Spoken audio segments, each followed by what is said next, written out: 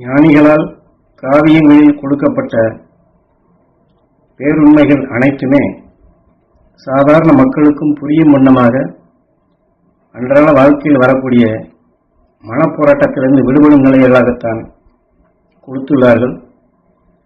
அதை பற்றி ஞானகுரு இதிலே மகாபாரதத்திலே கொடுத்த குருட்சேத்திர போரை பற்றி விளக்க உரையை கொடுக்கின்றார்கள். நம்முடைய மனப்போர் எத்தனையோ வருகின்றதல்லவா என்றாலும் அந்த மனப்போரை எல்லாம் குருட்சேத்திர போராக உயிரான ஈசனிடம் வேண்டி நமக்கு அது எத்தகைய நன்மையின் நிலைகளாக நல்ல விளைவுகளாக வர வேண்டும் என்று அதை குருட்சேத்திர போராக நாம் வழி நடத்த வேண்டும் என்று உணர்த்துகின்றார்கள்.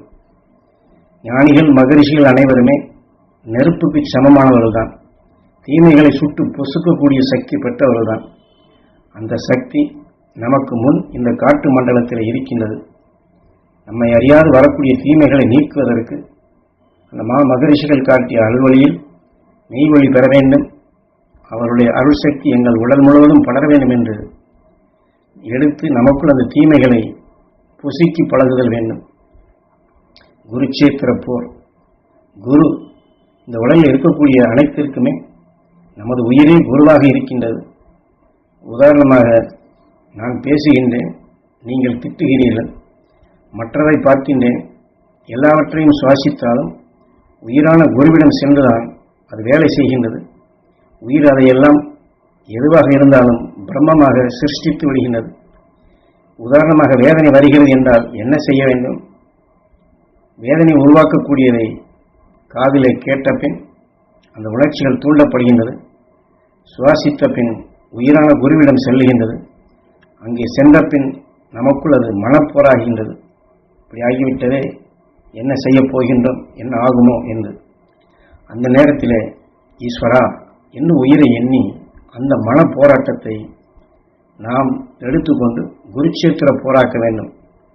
அதாவது மகரிஷியோட அருள்சக்தி நாங்கள் பெற வேண்டும், அது எங்கள் உடல் முழுவதும் படர வேண்டும் என்று குருட்சேத்திர போரை அவனிடம் உயிரிடம் ஒப்படைத்து விட்டால் மற்றவர்கள் திட்டியது, கேலி பேசியது, வேதனைப்படச் செய்தது அனைத்தும் நமக்குள் புகாதபடி தடைப்படுத்தப்படுகின்றது.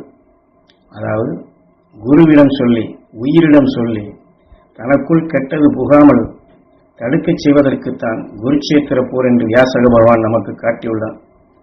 நம்மை ஒருவன் திட்டிக்கொண்டே இருக்கின்றான் என்று வைத்துக் கொள்வோம். அதை காது கொடுத்து கேட்டுக்கொண்டிருந்தாலே போதும், ஜிர் ஜிர் ஜிர் என்று நமக்குள் இறைச்சலாகி அவனுடைய உணர்வு நம்மை இயக்கிக் கொண்டே இருக்கும். அந்த உணர்வு நமக்குள் போகாதபடி தடுக்க வேண்டும் அல்லவா? அந்த மகரிஷின் அருட்சக்தி நாங்கள் பெற வேண்டும், எங்கள் உடல் முழுவதும் படர வேண்டும். ஈஸ்வரா என்று ஓங்கி அந்த ஓங்காரம் ஓம் ஈஸ்வரா வானை நோக்கி ஏகி அந்த மகரிஷிகளின் அருட்சக்தி பெற வேண்டும் என்று ஏங்கினால் இங்கே குருவிடம் புருவ மத்தியில் வந்து விடுகின்றது. அப்பொழுது சாதாரண மனிதன் பேசிய, அதாவது அவன் திட்டியது, கேலி செய்தது, நம்மை உணர்ச்சி வசப்பட செய்தது, அதையெல்லாம் அது சுட்டு பொசுக்கி விடுகின்றது.